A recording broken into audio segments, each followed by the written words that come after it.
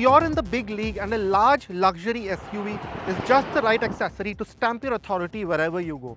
But the usual crop of soft-edged SUVs just don't cut it with that hardened image that you've cultivated for yourself. What you need is a true blue 4x4.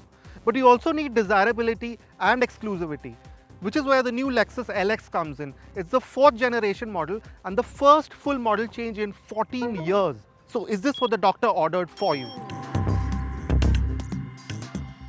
Now Lexus calls this new design philosophy of its interiors Tazuna, which means controls which are within easy reach. It has something to do with horse riding and so on. It's a really highbrow concept.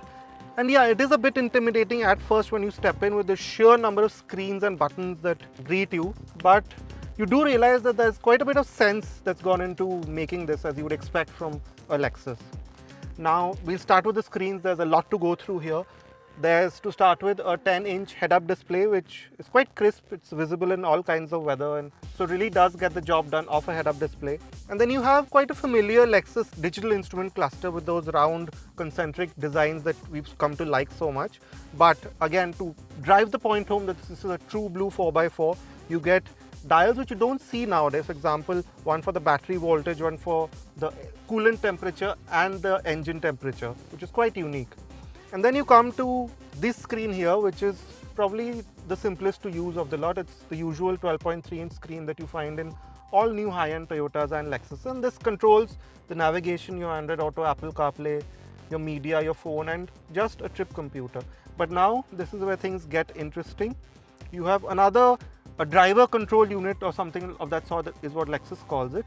And this is really quite interesting. It does making sense of all that's happening here quite easy.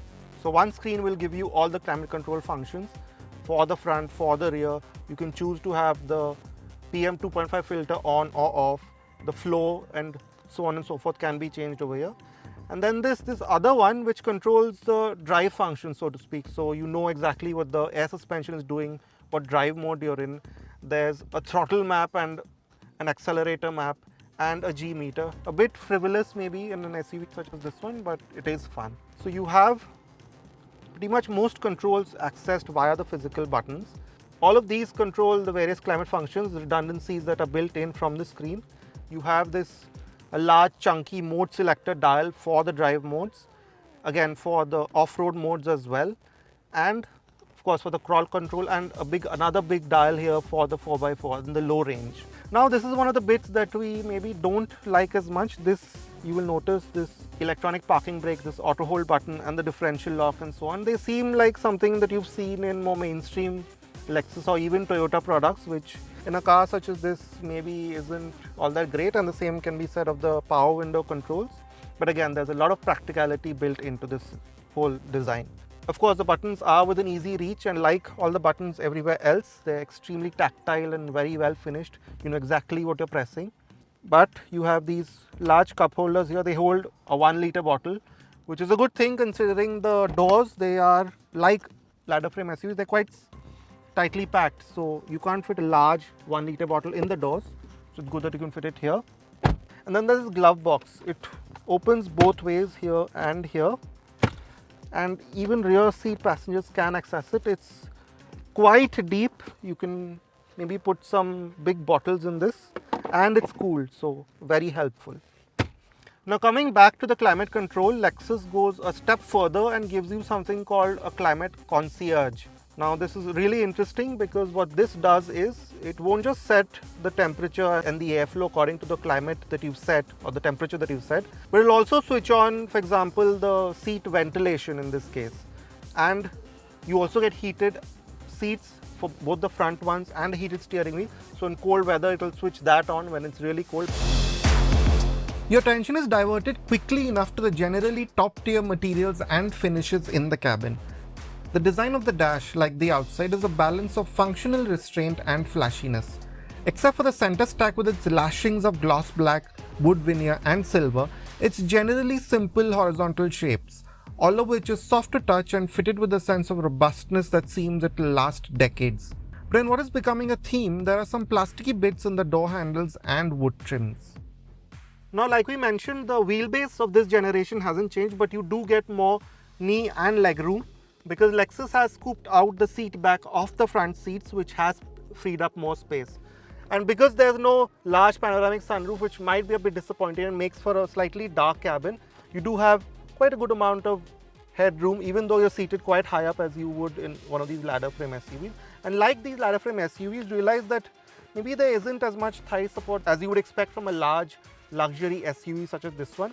And it might get slightly tiring, say, on a long journey, but there's a useful recline function. You can recline it to quite a comfortable angle, and the cushioning itself is really quite supple. So yeah, it's comfortable here. And then of course you have this center console with your cup holder. The amenities on offer enhance the experience further. You get sunshades which are sadly manually operated, but there are two screens here that offer all kinds of media support, including HDMI. There are headphone jacks too. Aside from this, there are separate climate zones for the back and heated and cooling functions for the bench.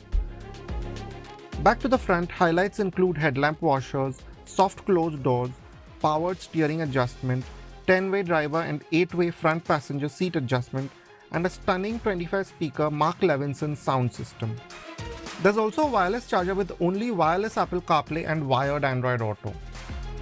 In terms of safety equipment, you get 10 airbags, TPMS, brake-by-wire and electronic stability control. You get blind spot monitoring, but the lack of significant ADAS functions at this price point is a miss. Now the Lexus LX is meant to cross continents without breaking a sweat, and for that you need a very practical boot, and it delivers quite convincingly on that front. What you have in this 5-seater model is a massive over 1100 liters of boot space. You have this power outlet here, 100-watt power outlet, and there are two buttons which fold the second row of seats flat, which give you a massive 1900 liters of boot space. If it's presence you're after, the Lexus LX has you covered, to say the least. It's right in the mix with other top-tier SUVs, but towers over everything else on the road, even though the proportions have been tweaked to become more like monocoque SUVs. The Lexus spindle grille has grown larger still, but has been refined further with simplified horizontal slats. This more open look is repeated with the large air dams in the bumper. There's functionality to this. The larger openings are meant to better cool the new downsized powertrains. The LED headlamps are typically Lexus with their intricate detailing and shape. In profile, the large swaths of metal and glass give the LX a streamlined look with tweaks to the A-pillar and the retained wheelbase. But the highlight here are the 22-inch alloys, the largest ever fitted to a Lexus. They are just blingy enough, although you get a good sense of the sheer scale of the LX, given that these still don't fully cover the wheel wells.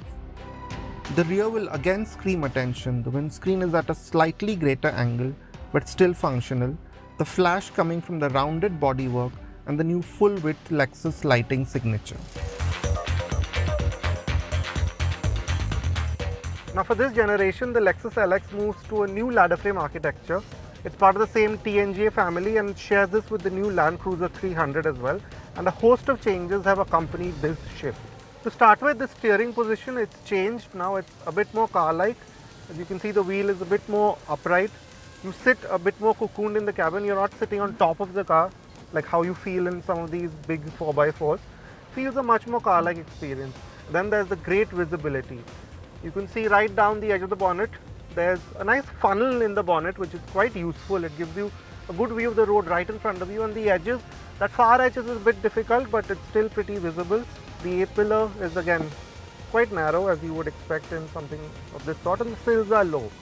So yeah, outward visibility is great, although in traffic, the sheer size of this car does make it quite a task to maneuver, but you have those nice 360-degree cameras and they make the job a lot easier than it would be otherwise. Also, the seats have been changed. They are now 10-way adjustable, so you have nice lumbar support, a wide degree of adjustment, bolsters for your under-thigh support as well. So yeah, it's a very comfortable space, and it does hold you in place, say for around these winding roads where the car is rolling around a bit, where you don't feel like you're slipping around, you are held tightly in place. The LX is still one of the more capable SUVs you can buy when the going gets rough, although we don't think you'll be too adventurous in something this pricey. The approach, departure and ramp over angles have been retained from the previous versions, however. It also happens to run on all-terrain tires. As for off-roading hardware, you have the 4x4 system with the low ratio transfer case as well as a central differential lock. There are also quite a few terrain modes that alter the SUV's responses and also raise or lower the ride height. Other electronic functions are the crawl control feature, hill descent control and the turn assist feature that uses the brakes to tighten the LX's turning radius in rough situations. Now another big change with this generation is the new engine. The old 4.5 litre V8 diesel has been let go of and now you have a much smaller 3.3 litre twin turbo V6. Now don't be fooled by this much lower displacement. It feels exactly like how these diesel engines have felt in these big Toyota 4x4s. So again, you have quite that lazy, very calm demeanor. You feel like you have so much torque in reserve, there's so much performance still in reserve, it's just been kept away for the sake of longevity. It feels exactly like that. It's because with that twin turbo setup and the whole host of changes that have gone on in the internals of this engine, this Lexus LX has become quite a brisk car. A tested 7.9 second 0 to 100 time will tell you something. And you do notice that there's that really flat wave of torque that you would expect from an engine like this. So progress really is nearly effortless. You're just riding that wave of torque like how we are right now. It's completely unstressed, the engine. But you do notice that you're very quickly reaching triple digit speeds. And just past 3000 RPM is when the second turbo seems to come on and it really picks up pace, the Lexus LX. It's almost surprising and for the first time you might just get caught off guard with how fast you're going. But this makes for very easy driving in most situations. On the highway, for example, overtakes or any situation, there's so much power and so much torque in reserve that it's really not an event. And this doesn't come at the cost of low down performance. So even in, say, tight traffic, you're just flowing along very smoothly. The red line is only at 4,500, so yeah, you have about 2,000 or 3,000 revs to play with, but that's more than enough. Now the new 10-speed gearbox also helps with this sense. It's really well matched to this engine, and even with these many ratios, it's never confused. It fades away in the background, which is always a good thing. So you don't really notice it. It's always managing the torque. It always knows when and where to shift so that you have that seamless power delivery at all times. So for example, when you put your foot down, there is some hesitation, but really not as much as you would expect. And then on the highway, it's at a steady 1600 RPM, which means, like, unlike the last generation, this new LX is actually reasonably efficient. You can expect close to 10 kmpl on the highway. There are drive modes, but to be honest, they don't do much. They do alter it slightly, but really, the general driving experience is about what I just explained. The new GAF architecture has also helped the Lexus LX become an easier SUV to live with daily. It's 20% more rigid than before and the center of gravity has been lowered. This has not just helped efficiency but also driving dynamics, aided by the redesigned suspension components and air springs. Sticking to its tough 4x4 lineage, the new suspension in the LX still has a rigid axle construction in the rear.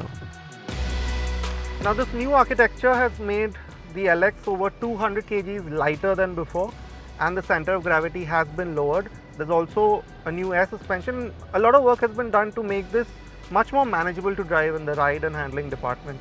And yes, it still feels like a ladder frame SUV in the way it drives. So you still notice that slight shimmy, that slight judder, especially at low speeds. You do notice a lot of sideways movement, say over potholes and uneven road surfaces at higher speeds, but it's very well controlled. So unless you're going unnaturally fast, it's never unnerving, and really you can find an easy, calm rhythm, which again goes with the demeanor of the drivetrain very easily with the Lexus LX. So over bad roads, it does everything that you would expect from a ladder frame SUV. It will just pummel through them like they don't exist. The faster you go, the better it seems to get. But this hasn't come at the cost of rolly-poly handling. So you notice that the Lexus LX is always predictable. When you turn in, when you're on a winding stretch of road such as this one, you realize that you always know what the car is going to do. There are no surprises, there are no sudden movements. It's not swaying uncontrollably unless you do something really stupid. And that's also helped by the fact that you have air suspension, so it's always managing those bumps aside from the usual ladder frame traits that I just mentioned. And then you have this new electronic power steering, which just rounds up the experience really quite well. It's not vague and it's not too slow. It's pretty direct, that's just the right amount of heft, so you always know, again, going with the engine and the ride and handling character, you always know what the car is doing, so there are no surprises really. And yeah, to round off this experience, which is a very soothing, a very authoritative one, you will feel good about yourself whenever you're driving or being driven around in the LX, is the general sound deadening. Yes, you can hear the engine, there is that typical diesel clatter, but it seems distant, it seems far away. And the faster you go, it just seems to die down. And then otherwise, apart from that, there's active sound deadening. So yeah, wind and tire noise is really not something you should be worried about at all. Priced at Rs 3.39 crore on road, the LX goes up against some illustrious rivals. Most of these are lighter and based on monocoque architectures, which makes them just that bit more refined to drive, despite the significant gains that have been made with this LX. You can also get SUVs which feel plusher and more spacious inside. But what most don't give you is that sense of invincibility and dependability that the LX does so well. The LX feels like it'll outlast most of these SUVs, and that plastered a smile on our face for as long as we drove it.